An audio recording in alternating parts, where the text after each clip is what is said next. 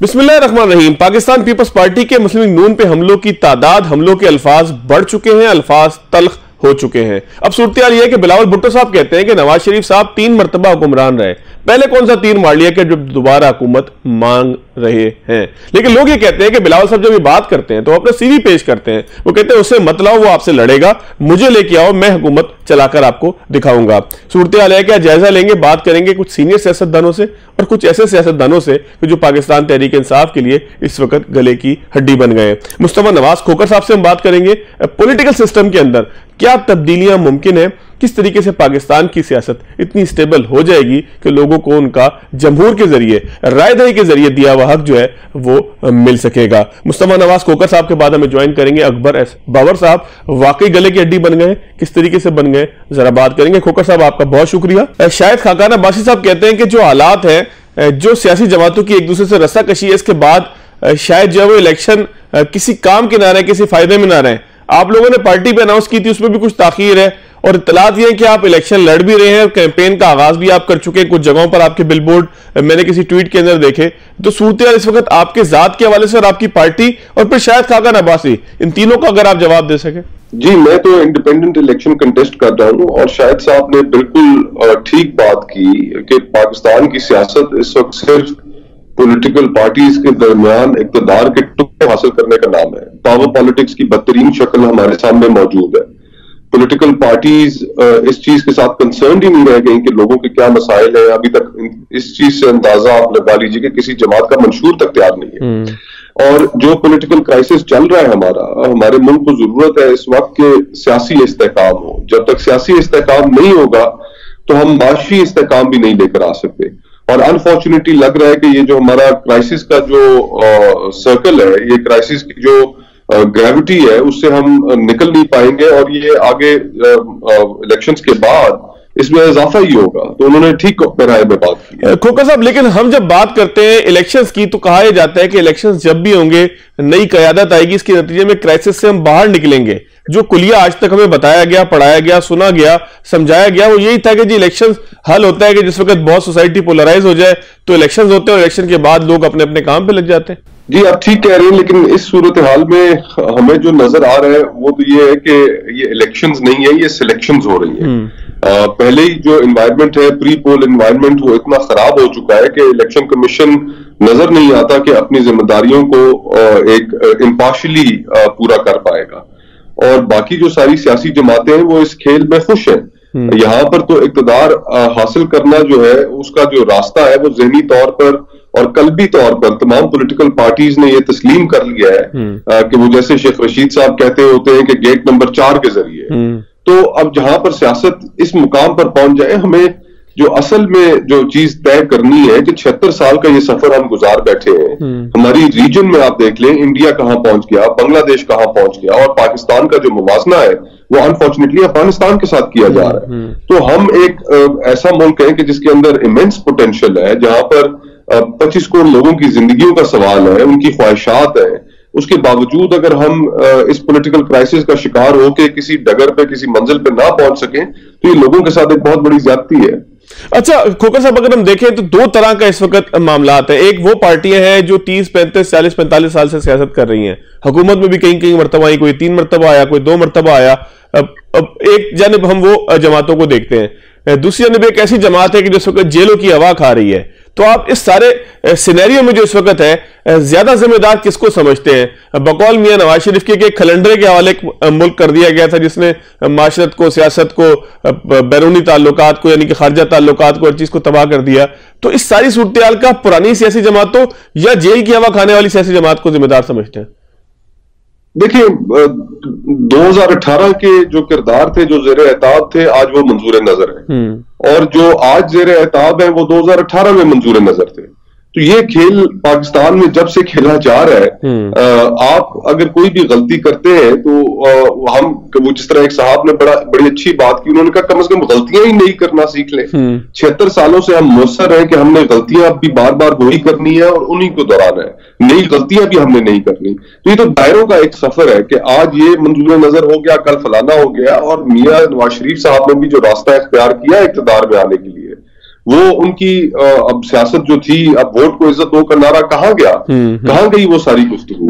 तो political parties के नजदीक बयानिए की अहमियत नहीं है, उनके नजदीक अपने नजरियात की अहमियत नहीं है। ये सिर्फ इक़्तिदार हासिल करने का एक खेल है कि जिसमें अवाम को कुछ मिल नहीं पा रहा। फिर भी हम ये समझते हैं कि democracy is the way forward और उस डेमोक्रेसी को ही बेहतर करना है। लेकिन खुक्कर साहब ये करेगा कौन? पॉलिटिकल सिस्टम की कमजोरी है।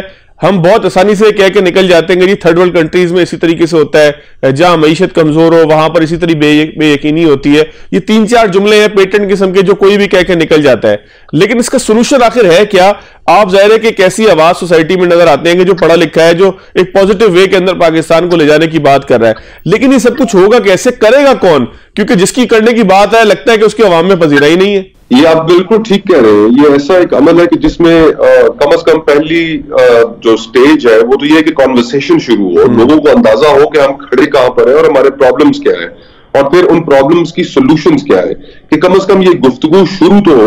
और फिर उसके बाद इवेंचुअली माशरा इस मुकाम पे जरूर पहुंचेगा, जिस तरह हमारे यहाँ हर दिहाई के अंदर आप देखिए कि एक नई पॉलिटिकल लीडरशिप जरूर उभर कर सामने आती है। लेकिन अगर हम ऑर्गेनिकली चीजों को होने दें तो फिर चीजें किसी मंतकी अंजाम पर भी पहुंचे। आखिर क्या वजह है कि इस मुल्क के अंदर कोई भी वजीर आजम अपनी मुद्दत पूरी नहीं कर सका हमारी पूरी तारीख में?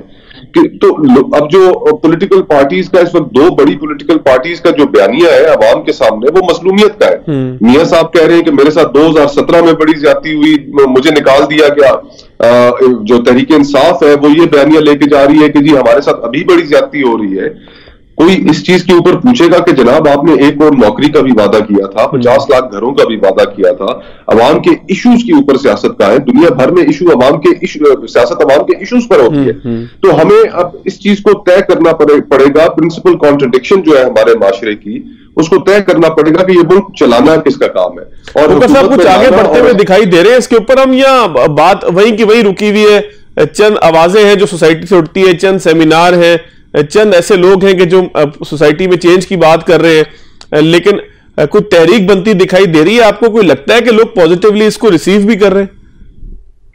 देखिए, लोगों के अंदर तो बिल्कुल उनकी जो अपनी जिंदगी है, लोग ये सोचने पे तो मजबूर है कि आज पाकिस्तान में जितनी नाउमीदी फैली है, अगर आप सिर्फ ये एक आम सा डेटा देख लें कि पासपोर्ट बनाने वालों की जो तादाद थी पाकिस्तान में, वो हर रोज तकरीबन शायद 15 से 20 हजार एप्लीकेशंस रिसीव होती थी पासपोर्ट ऑफिस को। आज 35 से 40 हजार रोज की एप्लीकेशंस रिसीव होती हैं। कागज उनके पास पासपोर्ट बनाने के लिए खत्म हो गया है। 3-3 महीने की लोगों को तारीखें दे रहे हैं। एक मुल्क के अंदर नाउमीदी है और लोग मुल्क छोड़कर निकलना चाहते हैं क्योंकि यहां पर वो अपना मुस्तकबिल महफूज नहीं तस्वुर करते। टैलेंट आपके मुल्क से निकल रहा है। इस सूरत हाल के अंदर लोगों को अंदाजा तो है कि कोई गुफ्तगू तो करे। मैं ये समझता हूं कि कतरा कतरा दरिया बनता है। हमें ये गुफ्तगू अहम है, गुफ्तगू नहीं छोड़नी चाहिए, अपनी सोच लोगों के सामने पेश करती रहनी चाहिए और फिर इवेंचुअली रास्ता निकल आएगा इंशाल्लाह। यानी कि अब हम ये गुफ्तगू नहीं छोड़ सकते, ये कॉन्वर्सेशन नहीं छोड़ सकते। हमारा मुल्क है, हमने इसी को बेहतर करना है और बेहतरी की जो बात है, जो गुफ्तगू है, वो जारी रखेंगे इंशाल्लाह। बिल्कुल ठीक है। थोड़ा सा आगे चलते हैं क्योंकि लोग ऐसा ना हो कि हम कहेंगे ये पॉजिटिव गुफ्तगू के अंदर जो है वो लोग बोर होना शुरू हो जाए। भुट्टो साहब के अदालती कत्ल के हवाले से अदालतों के अंदर केस सुनवाई की तरफ आ रहे हैं। नून लीग के लीडर ये कहते हैं कि जी नवाज शरीफ के साथ भी वैसी ही ज्यादती हुई, उनके साथ भी उसी तरीके के मामलात हुए, उनको भी अदालती बुनियादों पर बाहर निकाला गया। उस तमाम केस को क्या दोबारा इस तरीके से मौका मिलना चाहिए? और खासतौर पर अगर हम बात करें मियां नवाज शरीफ के केस के साथ, तो कोई कंपैरिजन, कोई मवाजना नजर आता है? मवाजना बिल्कुल नहीं है। मियां साहब के जो केसेस थे, जो उनका दावा था, उनको अदालतें और निजाम इंसाफ उनको रिलीफ दे रहा है। वो हमें नजर आ रहा है कि एयरपोर्ट के ऊपर बैठकर उनको हाजिरी लगाई जा रही है और एक प्रोक्लेम्ड ऑफेंडर जो दीगर जिसको किसी कानून के अंदर कोई रियायत हासिल नहीं होती, मियां साहब को वो तमाम रियायत दी जा रही है। जहां तक जुल्फिकार अली भुट्टो साहब के केस का ताल्लुक है, तो ये एक हिस्टोरिकल मिसकैरेज ऑफ जस्टिस है जो पाकिस्तान के अंदर हुआ। और आज तक लाखों पाकिस्तानी, उनके अलावा पाकिस्तान पीपुल्स पार्टी, ये एक तारीखी बोझ है हमारी सुप्रीम कोर्ट पर, जिन्होंने एक डिक्टेटर के कहने पे एक जो शख्स मुजरिम नहीं था उसको फांसी पर चढ़ाया, उसका अदालती कत्ल किया। और दुनिया भर में हम देखते हैं कि जहां पर अदालतों से ऐसी गलतियां होती हैं, वो फिर बाद में चलकर उन गलतियों के ऊपर शर्मिंदगी का इजहार भी करती हैं और दोबारा उन्हें ना दोहराने का फैसला भी करती हैं। तो ये एक अच्छी प्रेसिडेंट सिर्फ उसके अंदर इतनी इस्तदा जरूर है कि अगर हम माजी की गलतियों को विजिट कर रहे हैं और उनको दुरुस्त कर रहे हैं तो कम से कम फिर हमें आज की गलतियों के ऊपर भी गौर करना चाहिए। खोकर साहब, जब हम पॉलिटिकल सिस्टम की बात करते हैं कि ये वीक हो गया है, पॉलिटिकल सिस्टम के ऊपर इंटरफेरेंस है, पॉलिटिकल सिस्टम के अंदर सियासी जमातें अपनी अपनी बारियों का इंतजार कर रही हैं, तो फिर हमें जुडिशियल सिस्टम की भी तो बात करनी चाहिए ना। वहां पर भी तो यही हो रहा है कि एक वज़ीर-ए-आज़म को आप फांसी दे देते हैं, कभी किसी वज़ीर-ए-आज़म को आप घर भेज देते हैं। तो एक तरीके से पाकिस्तान में फिर इस जुडिशियल सिस्टम को तो रिविजिट करने की जरूरत है, इस तरह पॉलिटिकल के ऊपर आप बात कर रहे हैं। दुरुस्त बात है जी। पाकिस्तान के अंदर जिन रिफॉर्म्स की जरूरत है उनमें सबसे पहली जो और सबसे बड़ी जो रिफॉर्म है वो हमारे निजाम इंसाफ की रिफॉर्म है। हमारा क्रिमिनल लीगल सिस्टम इस वक्त मुकम्मल तौर पर बैठ चुका है और इन बड़े केसेस को तो आप छोड़ दीजिए, एक आम आदमी को भी आज इस मुल्क के निजाम इंसाफ के ऊपर एतमाद नहीं है। आप अदालत से इंसाफ लेने जाएं, आपको साल गुजर जाते हैं, आपको इंसाफ नहीं मिलता। जो पुलिस की इन्वेस्टिगेशंस हैं वो ठीक नहीं होती। सिविल मुकदमात में 2-3 नस्लों को बाद में जाकर इंसाफ मिलता है। तो ये चीजें ठीक करने की, लेकिन सियासी जमातें इनके ऊपर आप बताइए, रिफॉर्म्स के ऊपर कौन सी जमात है जो बिल्कुल सही है? रिफॉर्म्स तो उनके एजेंडा के ऊपर है ही नहीं। हमें इकोनॉमिक रिफॉर्म्स की जरूरत है, हमें क्रिमिनल लीगल सिस्टम को रिफॉर्म करने की जरूरत है, हमें हमारे मुल्क के अंदर इतनी डिस्पैरिटी क्रिएट हो चुकी है, हेल्थ का सिस्टम कोलैप्स कर चुका है, तालीम का सिस्टम कोलैप्स कर चुका है, इन सारी चीजों के ऊपर तवज्जो देने की, इनको रिफॉर्म करने की जरूरत है। अच्छा खोकर साहब, अगर आपकी इजाजत तो मैं एक ब्रेक ले लूं, ब्रेक के बाद जरा बिलावल भुट्टो साहब के उस बयान का जायजा लेते हैं जिसमें वो कहते हैं कि 3 दफा हुकूमत मिली तो मियां साहब ने कौन सा तीर मार लिया, और फिर वो कहते हैं कि हम गेट नंबर 4 की सियासत नहीं करते। तो खोकर साहब से जरा पूछेंगे अंदर की बात क्या है, क्या बिलावल साहब अपना सीवी पेश करते हैं ये बात जब वो कहते हैं, या वो वाकई मियां नवाज शरीफ के ऊपर हकीकी तनकीद करें? ब्रेक के बाद। ब्रेक के बाद खुशामदीद, मुस्तफा नवाज खोकर साहब मेरे साथ मौजूद है। खोकर साहब, बिलावल भुट्टो साहब के बयानात बड़े तुंदोतेज आ रहे हैं। कुछ देर पहले भी उन्होंने जलसे से खिताब किया, उन्होंने कहा 3 मरतबा वज़ीर-ए-आज़म बन गए तो कौन सा आपने तीर मान लिया, आप जो है वो गेट नंबर 4 के जरिए दोबारा वज़ीर-ए-आज़म बनना चाहते हैं। लेकिन कहीं कहीं तज्जियाकार ये कहते हैं कि टोन महसूस होती है कि बिलावल साहब कहते हैं उसको नहीं मुझे लाओ। तो आप क्या कहेंगे कि हमारे यहाँ ये जंग चल रही है कि उसको नहीं मुझे लाओ, या वाकई एक दूसरे के खिलाफ या जो है वो प्योर पॉलिटिकल कमेंट्स हो रहे हैं? देखिए ये बात तो ठीक है, यहाँ पर लाडला बनने की एक रेस चल रही है, और आज अगर Pakistan People's Party level playing field ना होने की बात कर रही है तो वो इस वजह से कर रही है कि जो तवक्कुआत थी कि जो जनूबी पंजाब के लोग पीपल्स पार्टी में शामिल होंगे वो इस्तेहकाम में चले गए, जो तवक्कुआत थी कि बाप के लोग पीपल्स पार्टी में शामिल होंगे वो नून में चले गए। तो तभी ये लेवल प्लेइंग फील्ड ना होने की गुफ्तगू जो है वो बड़ी शद्दोमत से शुरू हुई। तो हमें ये चीजें तो नजर आती हैं, और फिर ये ऐसी चीजें हैं कि जो पाकिस्तान के लोगों से भी छुपी हुई नहीं है। आज शऊर का ये आलम है कि जो भी शख्स रात को सोता है वो 2-3 प्रोग्राम यूट्यूब के ऊपर देखता है, टीवी चैनल्स पर देखता है। अब लोगों से बातें छुपी रहती नहीं है, तो जिसकी सियासत के अंदर और किरदार के अंदर कोई एक लचक होगी और वो आपस में मिल नहीं पाएंगे तो लोग फौरन उस चीज को भाग जाएंगे। बिल्कुल। तो मैं नहीं समझता कि आप लोगों को बेवकूफ बनाया जा सकता है। लोगों के सामने जो गुफ्तगू और किरदार है वो लोग सब जानते हैं कि कौन किस तरह की सियासत कर रहा है और क्या लोगों के इरादे। एक बड़ा जब पॉलिटिकल कमेंट्स की हम बात करते हैं तो एक बड़ी तनकीद जो इस वक्त हो रही है वो पाकिस्तान तहरीक इंसाफ के इंट्रा पार्टी इलेक्शन पे हो रही है। उसमें 2 तरह के बयानी हमें नजर आते हैं खोकर साहब। एक तो ये है कि लोग इस बात पे भी एतराज कर रहे हैं, जाहिर होंगे पीटीआई के मुखालिफ, लेकिन इस बात पे भी एतराज कर रहे हैं कि जी आप अपने आप को एक रिफॉर्मर कहते थे, आप कहते थे कि हम एक ऐसी जमात है कि जो पाकिस्तान बनाएंगे, नया पाकिस्तान बनाएंगे, तब्दीली लाएंगे, और आप भी अपने इंतखाबात के अंदर वही सब कुछ कर रहे हैं कि जिसके ऊपर आप माजी में तनकीद करते रहे। तो इस सारे मामले को आप समझते हैं कि ये हक था एक पॉलिटिकल पार्टी का, उसकी क़यादत जेलों के अंदर है, ठीक है उसने खामोशी से कर लिया। कुछ लोग कहते हैं कि जी ये सारा मामला जो है वो गैर संजीदगी का है, ये खलंडरेपन का है जो पीटीआई के अंदर भी आ गया है। देखिए बुनियादी तौर पे तो हमारी सियासी जमातों के अंदर डेमोक्रेसी तो है ही नहीं। ये सियासी जमातें, मैं तो इन्हें सियासी कबीले से तशबीह देता हूं कि जहां पर कबीले का सरदार जो फैसला कर दे वो सब पे नाफिजुल अमल होता है। ना पार्टीज के अंदर कोई डिबेट का कल्चर है, वन मैन शो है, फैमिलीज डोमिनेट करती हैं। तो एक लिहाज से पॉलिटिकल पार्टीज को अपने आप को रिफॉर्म करने की भी जरूरत है। अब देखिए इस चीज से तो खान साहब एस्केप नहीं कर सकते कि जब उन्हें मौका मिला तो वो हमेशा बात करते थे अच्छी टीम बनाने की, लेकिन उन्होंने 12 करोड़ का सूबा बुजदार साहब के हवाले कर दिया, खैबर पख्तूनख्वा उन्होंने महमूद खान साहब के हवाले कर दिया। तो वो एक उसके अंदर हमें एक नजर आया कि वो चीजें उस तरह से नहीं कर सके जिस तरह से उन्होंने वादे कर रखे थे।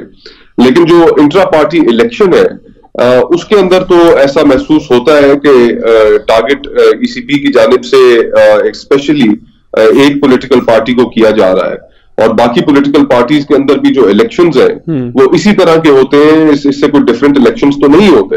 तो पॉलिटिकल पार्टीज को चाहिए कि सबसे पहले तो अपने आप को रिफॉर्म, लेकिन खोकर साहब टेंशन तो लगा ही लेते हैं ना, कोई माहौल तो बन ही जाता है, कोई तरानों की आवाजें आती हैं, कोई तकरीर होती है, कोई स्पीच होती है, कुछ थोड़ा सा मामला तो होता ही है ना। यहां तो इन्होंने बिल्कुल ही हिसाब किताब गोल कर दिया, डब्बा ही गोल कर दिया। हाँ, उस इलेक्शन के ऊपर बहुत से इतराजात हैं। अकबर एस बाबर साहब पहुंचे दरखास्त लेकर इलेक्शन कमीशन के सामने, दीगर कुछ लोग हैं जो उसके ऊपर मोतरज हुए और वो समझते हैं कि इलेक्शंस ठीक नहीं हुए। लेकिन और फिर लोग बैरिस्टर गौहर साहब का चेयरमैन मुंतखब होने पर उनकी शख्सियत के ऊपर भी लोगों की रिजर्वेशंस हैं। लेकिन हमें ये भी डिस्काउंट नहीं करना चाहिए कि जिस क्राइसिस से पीटीआई गुजर रही है उसके अंदर probably this is the best that they could come up with. 2002 की मैं आपको बताऊं, तवज्जो दिलाऊं कि पीपल्स पार्टी को भी इलेक्शन कमीशन ने रजिस्टर करने से इनकार कर दिया था। तो शहीद बीबी ने उस वक्त एक 4P के नाम से एक नए नाम से जमात रजिस्टर कराई, और फिर उसके जमात के सरबराह मखदूम अमीन फहीम साहब बने और राजा परवेज अशरफ साहब जनरल सेक्रेटरी बने।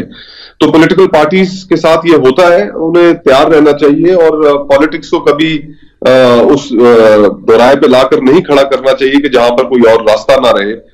लेकिन अगर बल्ले का निशान इजाफा ही नजर आ रहा है। खोकर साहब, अगर बल्ले का निशान नहीं होता बैलेट पेपर के ऊपर तो इससे पीटीआई को कोई फर्क पड़ने वाला है? जी ऑब्वियसली, देखिए अगर बल्ले का निशान नहीं होगा बैलेट पेपर पे तो उसका मतलब ये है कि फिर उनके जो कैंडिडेट्स हैं वो आजाद हैसियत में इलेक्शन लड़ेंगे।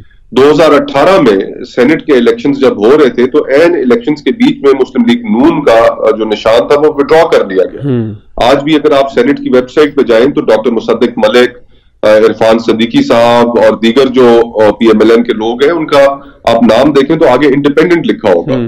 तो फिर उसकी सूरत में कानूनी तकाजा तो यही है कि फिर उनके कैंडिडेट्स को इंडिपेंडेंट इलेक्शन लड़ना पड़ेगा और हर हल्के में उनका एक मुख्तलिफ निशान होगा, और इसका जाहिरी बात है पीटीआई को इसका काफी नुकसान होगा। एक और नुकसान भी होगा खोकर साहब, अगर आजाद लड़ते हैं बाद में इनका दाएं जाना भी आसान हो जाएगा, बाद में पता लगे पूरी पीटीआई कहीं और शामिल हो गई।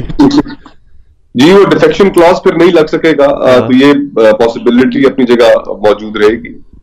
अच्छा खोकर साहब, क्लोज करने की तरफ आते हैं गुफ्तगू। तहरीक इंसाफ का रवैया जो है वो आपको लगता है कि उन्होंने अपने ऊपर मसाइब से, तकलीफों से, परेशानियों से कुछ सीखा है? क्योंकि कुछ ना कुछ तो सीखना चाहिए इंसान को, लेकिन जब भी कभी बयान आया बानी चेयरमैन पाकिस्तान तहरीक इंसाफ का, वो ऐसे ही महसूस होता है कि वो अभी भी इसी गुमान के अंदर है कि शायद पॉपुलरिज्म की सियासत उनको कहीं से कहीं ले जाएगी। देखिए बहुत मुश्किल है उनके लिए जो सूरत हाल बनी हुई है, और उससे निकलने के लिए जो ब्रिंक्समैनशिप चाहिए वो उसकी मुझे कमी नजर आ रही है। उन्हें जब हुकूमत से वो निकले तो मेरे ख्याल में उन्हें सबसे पहले कौमी असेंबली से इस्तीफा नहीं देना चाहिए था। जो 3-4 मेंबर्स की मेजॉरिटी के ऊपर जो हुकूमत बनी थी वो हुकूमत शायद ज्यादा अरसा ना ठहर सकती अगर खान साहब वहां पर कौमी असेंबली में मौजूद रहते, लेकिन उसके बरक्स उन्होंने फैसला किया। फिर उसके बाद उन्हें पंजाब और खैबर पख्तूनख्वा की असेंबलीज को नहीं तोड़ना चाहिए था।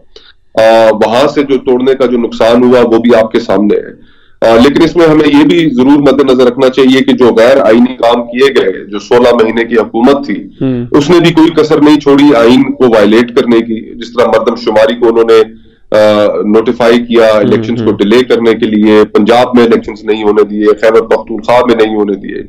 तो हर तरफ से एक चाहे वो PDM में शामिल जमातें थी या चाहे तहरीक इंसाफ, सब कोई पॉलिटिकल पोलराइजेशन के माहौल में इतना आगे निकल गए कि किसी को आइन की परवाह ना रही, किसी को कानून की परवाह ना रही, और आज हम इस मुकाम पर पहुंचे हुए हैं कि जहां पर हमारी सोसाइटी पोलराइज्ड है और हमें उसकी सबसे बड़ी जो विक्टिम है तो वो तो पाकिस्तान के लोग हैं कि जिनकी जिंदगियां मुश्किल हो गई हमारी सियासी लड़ाई की वजह से। अच्छा, तो अब उनकी जिंदगियों को कैसे ठीक करना है ये एक बहुत बड़ा चैलेंज है, और मैं आने वाले वक्त में तहरीक इंसाफ के लिए मुश्किलात बढ़ते देख रहा हूं, और सियासत को अल्टीमेटली घूम के लोगों के इश्यूज के ऊपर आना चाहिए, ये मैं समझता हूं। खोकर साहब, बिल्कुल एक आखिरी में कंक्लूड अगर आप ये कर दें कि इस वक्त आपका अपना स्टेटस क्या है, आप इलेक्शन लड़ रहे हैं, मिफ्ता इस्माइल साहब और खाकान अब्बासी साहब आप लोग आपस में कनेक्टेड हैं या जो है वो आप लोग बिखर चुके हैं, अपनी अपनी सियासत कर रहे हैं, क्या इस वक्त सूरत हाल है? जी बिल्कुल, हम दोस्त हैं आपस में, हमारी आपस में गुफ्तगू रहती है, एक दूसरे के साथ राब्ता भी रहता है, और इलेक्शंस मैं इंडिपेंडेंटली कंटेस्ट कर रहा हूँ इस्लामाबाद से। इसी तरह हाजी लश्करी साहब जो हमारे दोस्त थे, हमारे साथी थे क्वेटा से, वो इलेक्शन कंटेस्ट कर रहे हैं इंडिपेंडेंटली क्वेटा से। ख्वाजा होती साहब है, वो इलेक्शन कंटेस्ट कर रहे हैं उधर से मर्दान से। तो हम कुछ दोस्त इंडिपेंडेंटली इलेक्शन कंटेस्ट करेंगे। पॉलिटिकल पार्टीज में हम समझते हैं कि कोई अट्रैक्शन रह नहीं गई है, अपना मुकदमा लोगों के सामने रखेंगे एंड लेट्स सी लोग क्या फैसला करते हैं। बहुत शुक्रिया मुस्तफा नवाज खोकर साहब मेरे साथ मौजूद थे। एक ब्रेक लेंगे, ब्रेक के बाद आगे। ब्रेक के बाद खुशामदीद। साफ चली, शफाफ चली, तहरीक इंसाफ चली, ये नारा आया था, लेकिन अकबर एस बाबर साहब बीच में आ गए। कहते हैं कि जी गले की हड्डी बन गए। कुछ तहरीक इंसाफ के लोग नाज़िबा अल्फाज से भी पुकार रहे हैं कि अकबर एस बाबर इस मुश्किल वक्त में उनके लिए जो है वो कुछ नाज़िबा अल्फाज के साथ याद किए जा रहे हैं। अकबर एस बाबर साहब मेरे साथ मौजूद हैं। अकबर साहब, आखिर वजह क्या है कि सितंबर 2011 में पाकिस्तान तहरीक इंसाफ ये कह रही है कि हमने कानूनी अमल के जरिए उनको निकाल दिया, तो फिर आप पार्टी के इस वक्त जो है वो कैसे स्टेक होल्डर बन सकते हैं? बिस्मिल्लाहिर्रहमानिर्रहीम। देखिए, ये जो बात आपने कही है तो ये इसका मैं जवाब बारहा दे चुका हूं, लेकिन आपके प्रोग्राम में भी दे देता हूं। सर, इलेक्शन कमीशन के बाद एक खास एक उसका वो बन चुका है ना माहौल कि इलेक्शन कमीशन के मेंबर ने भी शायद आपसे पूछा कि जी आपको पार्टी से निकाल दिया था, फिर आप यहाँ पे क्या कर रहे हैं? ये जो इल्जामात है ना, अगर इसकी हकीकत होती तो इलेक्शन कमीशन ऑफ पाकिस्तान के तहरीरी फैसले ना होते मेरे हक में कि अकबर एस बाबर आज भी मेंबर है। मई 2017 से शुरू हुआ ये मामला, और फिर 18-19 यहाँ तक कि single bench Islamabad high court justice Mohsin Akhtar Kayani, और उसके बाद double bench Islamabad high court chief justice of Islamabad high court Athar Minallah, honourable Athar Minallah साहब के सामने ये मामला आया। ये तीनों जुडिशियल फोरम्स में मेरे हक में फैसला दिया कि अकबर एस बाबर मेंबर है पाकिस्तान तहरीक इंसाफ का। तो मेरा जो बोनाफाइड है, जहां तक इलेक्शन कमीशन का ताल्लुक है, वो हर किसी से ये सवाल पूछते हैं कि जी आप मेंबर हैं, क्योंकि वो जाहिर है कि वो लोकल स्टैंडर्ड जो कानूनी लफ्ज है कि आप अगर मेंबर हैं तो फिर आप शायद आपका ये इख्तियार बनता है कि आप अपनी पार्टी के अमूर चैलेंज कर सकते हैं, ये कानून है। इसलिए ये कोई अमूमी सा सवाल पूछा था, और जाहिर है इलेक्शन कमीशन के पास तो उनके अपने फैसले मौजूद हैं जिसमें वो ये सिर्फ ये नहीं लिखते कि अकबर एस बाबर मेंबर है, वो उसमें लिखते हैं कि अकबर एस बाबर एक प्रोमिनेंट मेंबर है। ठीक है ना? अब ये तहरीक इंसाफ जो बातें करती है ना, ये तो देखिए मतलब एक जब आप झूठ बोलते हैं और फिर आपने आजकल जो पार्टी जिन वकला के हवाले और जिस अंदाज में वो झूठ बोल रहे हैं, मैं तो हैरान हूं कि ये अदालतों में क्या करते होंगे, ये कैसे, यानी एक अदालती रिकॉर्ड मौजूद है, वर्डिक्ट्स मौजूद है जिसमें ये साबित हो चुका है कि मैं मेंबर हूं, और फिर भी ये टीवी पे आके ऐसी बातें करते हैं। अब मैं आपको एक और मिसाल देता हूं। कल शाम, दोपहर से लेकर शाम तक सोशल मीडिया से एक खबर जनरेट हुई जो सारे तो नहीं लेकिन काफी चैनल्स की हेडलाइन न्यूज बनी जिसमें यह था कि अकबर एस बाबर की इंट्रा पार्टी हवाले से जो दरख्वास्त थी वो इलेक्शन कमीशन ने मुस्तरद कर दी। बिल्कुल। अब वो मुकम्मल झूठ था। अच्छा। मुकम्मल फेक न्यूज थी। मतलब मैं एक चैनल पे गया तो उन्होंने हेडलाइन न्यूज पढ़ के सुनाई जिसमें पहली न्यूज ये थी कि अकबर एस बाबर की इलेक्शन कमीशन में इस्तदा इंट्रा पार्टी के हवाले से मुस्तरद होगी। अच्छा, मैंने आते के साथ ही लाइव उनके चैनल पे बोला मैं कि जी ये तो बोगस न्यूज है, ये तो टोटली फेक न्यूज है, ये आप कैसे चला रहे हैं? आज के अखबारों की फ्रंट पेज स्टोरी पढ़िए, उसमें इसके बिल्कुल मुख्तलिफ लगी हुई है कि इलेक्शन कमीशन ऑफ पाकिस्तान ने मेरे समेत 13 और जो लोग जिन्होंने कंप्लेंट की थी, पीटीआई के जो मेंबर्स अपने आप को दावा करते हैं, वो हमारी जो कंप्लेंट थी वो रेगुलर हियरिंग के लिए एक्सेप्ट कर दिए हैं, नोटिस जारी कर दिए हैं पीटीआई को भी, और 12 तारीख को हियरिंग है। अब आप अंदाजा लगाइए ना कि झूठ के पैर तो नहीं होते। ये तवातर से झूठ बोलते आ रहे हैं और सच्चाई को छुपाने की कोशिश करते हैं और इल्जामात की सियासत करते हैं, बजाय असल में अकबर साहब ये भी मुमकिन है कि दो चीजें जो है वो उसके अंदर मिक्स हो गई हो, क्योंकि इलेक्शन कमीशन ने आपकी दोबारा इलेक्शन की मेरा ख्याल है इस्तदा मुस्तरद की है, लेकिन केस सस्टेन कर रहा है और केस 12 सितंबर को नोटिस के बाद 12 दिसंबर को नोटिस के बाद चलेगा, ऐसे ही है? हरगिज नहीं है। देखिए थोड़ा सा, क्योंकि आप मैं आपसे क्या करूं कि जब टीवी चैनल्स पे आप होते हैं थोड़ा सा जरा सा इसकी तहकीक किया करें कि कहीं ऐसा तो नहीं है कि ये जिस तरह भी आपने बात की, इलेक्शन कमीशन ने कोई फैसला भी किया ही नहीं है। मैं आपको सारी स्टोरी बता देता हूं कि हुआ क्या, और आप उसमें बड़े वो होंगे। इलेक्शन कमीशन का इस वक्त जो है सिर्फ ये है कि उन्होंने बाकायदा हेयरिंग के लिए मंजूर किया और 12 तारीख को हेयरिंग है, उसके बाद एक फैसला आएगा जिसमें तमाम मामलात पे वो अपना फैसला देंगे। ठीक है।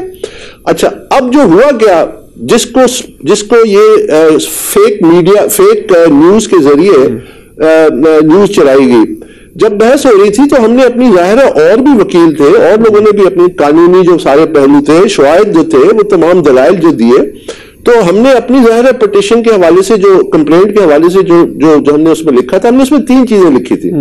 हमने लिखा था कि जी ये टोटली बोगस इलेक्शन है और टोटली इसको फ्रॉड है, इसको नल एंड वॉइड किया जाए। नंबर 2, पीटीआई की खातिर हमने ये कहा था कि चूंकि ये एक जमात है, ऑलरेडी इनको एक आखिरी मौका दिया गया था जो 23 नवंबर के ऑर्डर में, कि अगर आपने ये इलेक्शन ट्रांसपेरेंट नहीं कराए तो हम ये कानून लागू करेंगे और बल्ले का निशान भी खतरे में है।